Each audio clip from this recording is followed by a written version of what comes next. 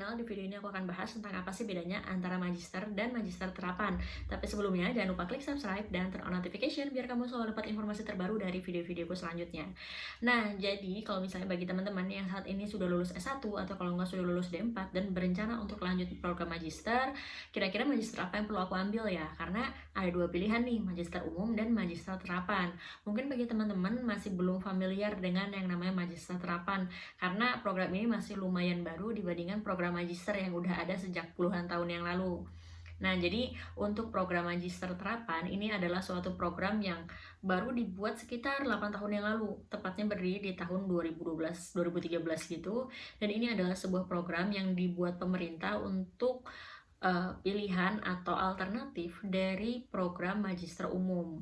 Nah, jadi kalau misalnya lulusan S2 atau lulusan dari S2 yang pengen jadi dosen di Politeknik, syaratnya sekarang adalah harus dari lulusan S2 atau magister terapan ini. Kenapa? Kan nanti mau ngajar di Politeknik, dan Politeknik itu sebagian besar praktek dengan bobot yang lebih besar dibandingkan teorinya. Ini udah pernah aku bahas di video sebelumnya ya. Nah, terus masa sih dosen-dosennya lulusan dari S2 yang dimana kalau S2 umum itu lebih banyak ke teorinya. Nah, sebagai salah satu syaratnya adalah untuk mengakomodir kebutuhan tersebut, dibukalah program magister terapan ini. Nah, ini juga berlaku bagi teman-teman yang berencana untuk menjadi guru di SMK. Nah, akan lebih baik kalau misalnya S2-nya ngambil di magister terapan. Nah, jadi ini sesuai dengan kebutuhan kamu mau ngambil S2 umum atau S2 terapan, sesuai dengan rencana karirnya mau seperti apa. Terus kalau misal untuk lama kuliahnya berapa lama? Karena sama-sama magister, lama kuliahnya yaitu sama-sama 2 tahun, atau kalau misal molor ya, paling lama itu 4 tahun. Di magister umum seperti itu, dan di magister terapan juga seperti itu. Nah, di tahun 2013 ketika pertama kali dibuka program magister terapan, itu baru ada 5 perguruan tinggi. Sementara di data terakhir yang aku peroleh per Mei 2020, itu sudah ada 24 perguruan tinggi yang menyelenggarakan program magister terapan. Nah, balik ke tahun 2013, program magister terapan apa aja sih yang pertama ada di Indonesia?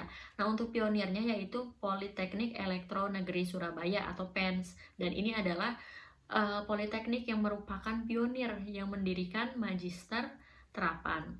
Untuk program magister terapannya sendiri ada yang di bidang elektronika sama teknologi informasi. Nah, sedikit cerita, di tahun 2013 ini sebenarnya PENS punya rencana untuk mendapatkan 40 mahasiswa di program magister terapan pertama kali ini. Nah, tapi karena waktu itu informasinya dan program ini juga baru dibuka mendekati proses seleksi, jadi waktu itu cuma ada 10 mahasiswa yang mendaftar.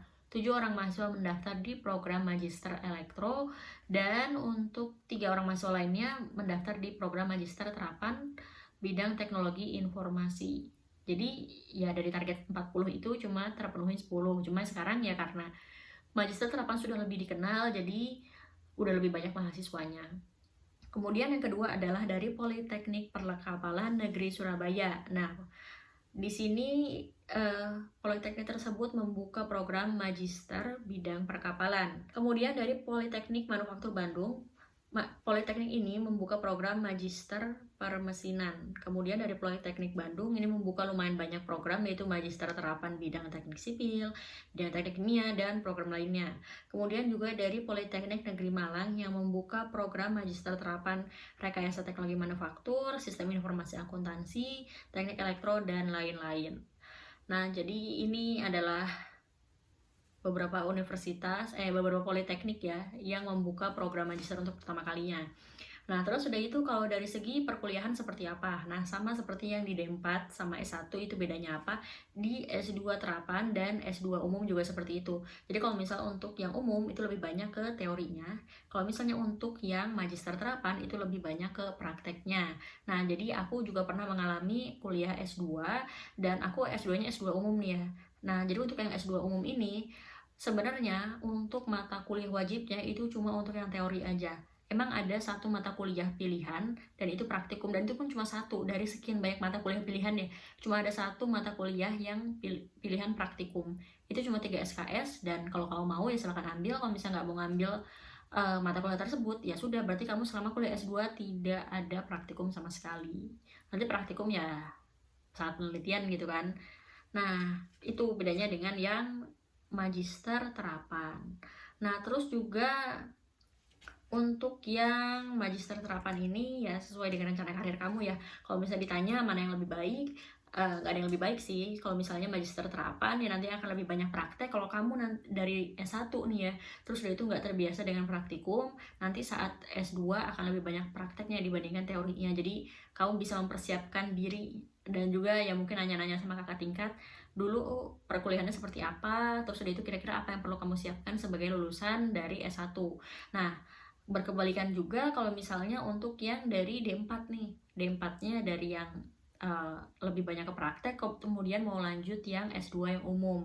Nah, kalau seperti ini, biasanya beberapa universitas menyediakan matrikulasi. Nah, tapi kalau misalnya universitas tersebut tidak menyediakan matrikulasi, artinya kamu yang harus melakukan persiapan sendiri untuk mendalami teori dari program yang akan kamu ambil. Biar apa? Biar kamu bisa langsung mengikuti perkuliahannya. Kalau misalnya nggak ada matrikulasi, nanti setelah program orientasi itu akan langsung masuk kuliah dan mengikuti perkuliahan seperti biasa dan sudah terhitung sebagai SKS.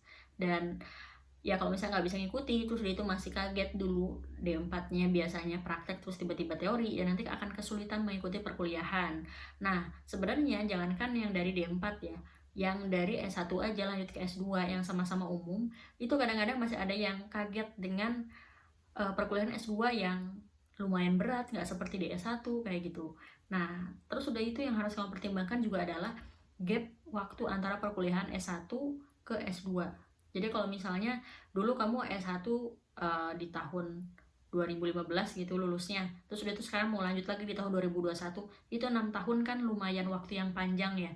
Dan kalau selama waktu itu ngambil pekerjaan di bidang yang berbeda dengan bidang S2-nya, ya kamu harus melakukan persiapan dulu sebelum lanjut kuliah S2 biar nggak kaget nanti.